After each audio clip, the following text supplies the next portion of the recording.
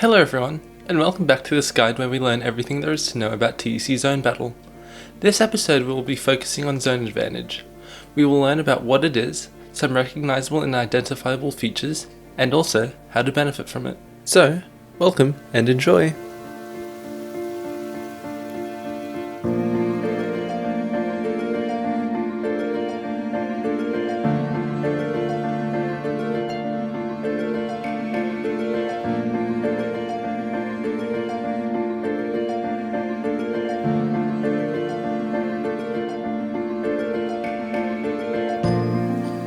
Zone Advantage is one of the most important concepts within Zone Battle. It is also quite an abstract idea with many factors playing a part. The best options when we have Zone Advantage are extremely situational, and they may even change depending on the people playing. With that being said, let's start to break it down. First, what is Zone Advantage? At its most simplest, Zone Advantage is the comparison between you and your opponent's zone charge. However, there are often many more layers to it. Factors such as board state, garbage, phase, and playstyle may also be of consideration for Zone Advantage. Now, what are some recognizable traits to notice Zone Advantage? Perhaps the most noticeable is when your opponent is forced to zone. This means that they are in danger and need to mitigate quickly. By being forced to use a zone, they deplete their zone charge. Also, the zones themselves will most likely not be as high damage as the choice to zone is taken away, such as being too messy, too high, or even too low on the board. Forced zones usually come from two places: high damage or mistakes.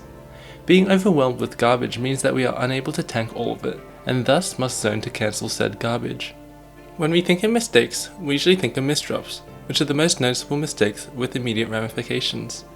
However, there may be more subtle mistakes which have indirect consequences, such as mistiming or having weak zones. These may end up magnifying incoming garbage, which may eventually lead to a forced zone. Chaining on from this, even if not initially forced into a zone, a bad board state may eventually lead to one. This may come from either a lot of messy garbage, or again, misdrops. When an opponent's board state is suboptimal, and you have more zone charge, they may be forced to expend a lower charge zone, where there may be an opportunity to outdamage and overwhelm. Another time where Zone Advantage may be obvious is after an opponent's zone. Depending on the type of garbage that is sent and how much, the difference in zone charge should be apparent, and thus, Zone Advantage should be apparent. This may be a situation where zone charge itself is the determining factor for Zone Advantage. It is important to note that it is extremely difficult to take advantage of zone charge itself without any other factors adding pressure to the opponent's board. In this example, Uyoshida receives half a board of clean. He also has about a half zone meter advantage over Akashi Robo.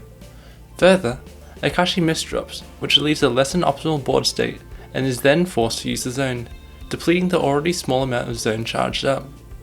This leaves Uyoshida with the zone advantage, who then has a huge opportunity to overwhelm with full zone and a clean board. In this example, OSW sends a lot of garbage to Flare. Flare is forced to zone, and since it is phase 3, finds it difficult to cancel the damage sent. Meanwhile, OSW is given the opportunity to further charge zone while sending extra damage, keeping the pressure on. It is from this point that OSW keeps the zone advantage, which a little over a minute later leads to an OSW win. This is a good example of how intangible zone advantage is. It took over a third of the match for OSW with zone advantage to eventually exploit. It is however shown through pressure difference that OSW did in fact have zone advantage. As you can see through these examples, zone charge is usually only half of the equation to zone advantage. And as we mentioned, variables such as phase, garbage, and board state play a huge part in determining zone advantage. Here is an example of where zone charge itself is not enough to consider zone advantage. In this example, Shen starts with a half zone advantage over Shoki, and thus could be considered having zone advantage. It is however so small that it is negligible.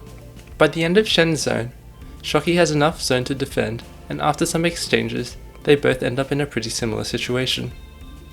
When we have the zone advantage, we need to try our best to either keep it or take advantage of it. It goes without saying that sending as much pressure as possible is important. Extremely large zone advantage usually consists of your opponent having a full meter of garbage. In this case, they are unable to send anything to you. This puts all the pressure off and allows you to essentially do what you want. This could be pattern stacking, going for greedy setups, or cleaning up your board. This means that we are able to continuously pressure both inside and outside of the zone. If we decide to zone with zone advantage, the zones themselves should be as high damage and as quick as possible. Sometimes zoning immediately when we recognize we have zone advantage is not the best option, however.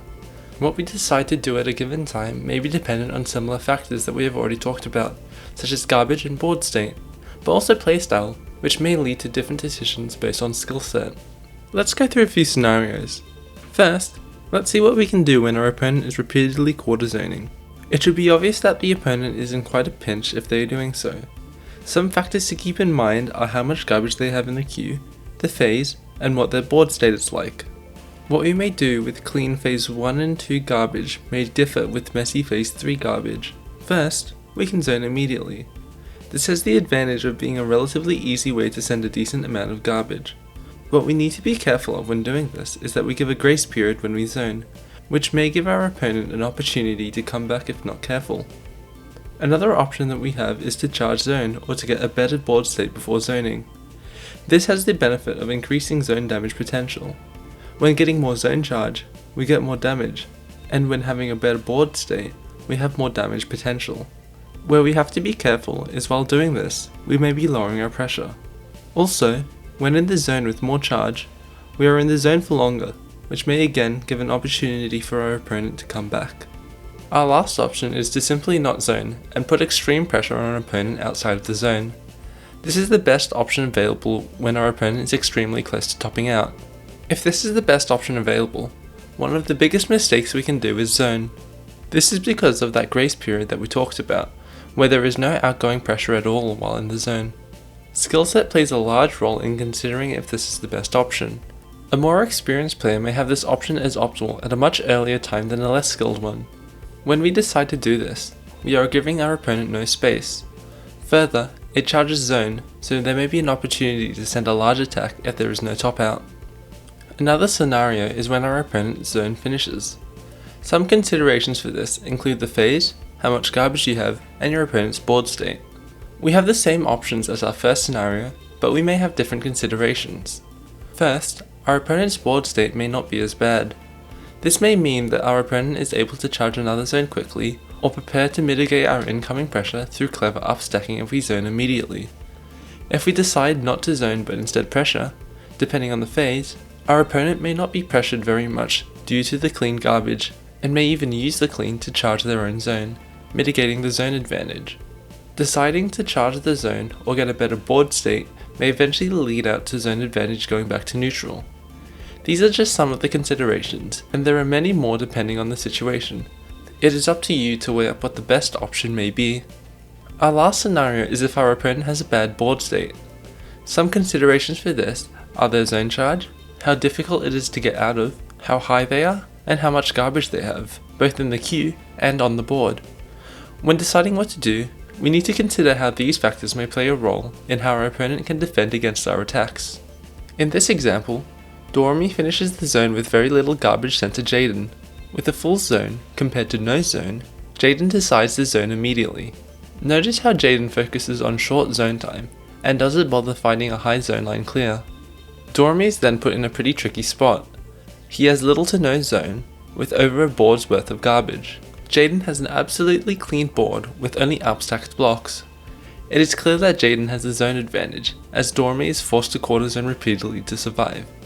With the zone advantage, Jaden decides to simply pressure.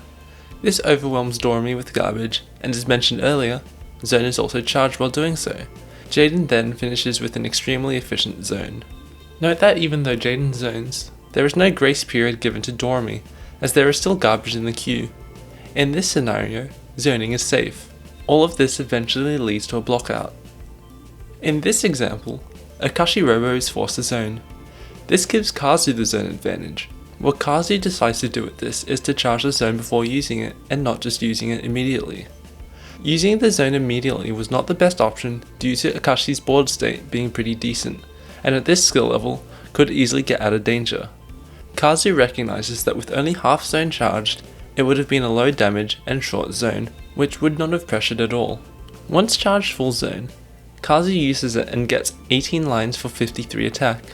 Unfortunately for Kazu, Akashi Robo has accurately identified the positions each of them are in and correctly defends using a 4-wide. At the end of the day, there are many factors that should fit into the calculus forming your response to zone advantage. This will mostly come with experience. Even understanding concepts such as your opponent's strengths and weaknesses may affect whether one response is better than another. Let's quickly recap everything. Zone advantage can be seen as the difference in zone charge between two players. In practice, there are going to be other factors that play a part in allowing this difference to be exploited by either increasing pressure of the attacking player or constricting the gameplay of the defending player. There are a few options to respond to zone advantage, which are all extremely situational.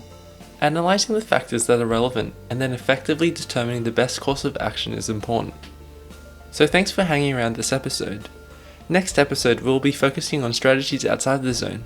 I'll see you there.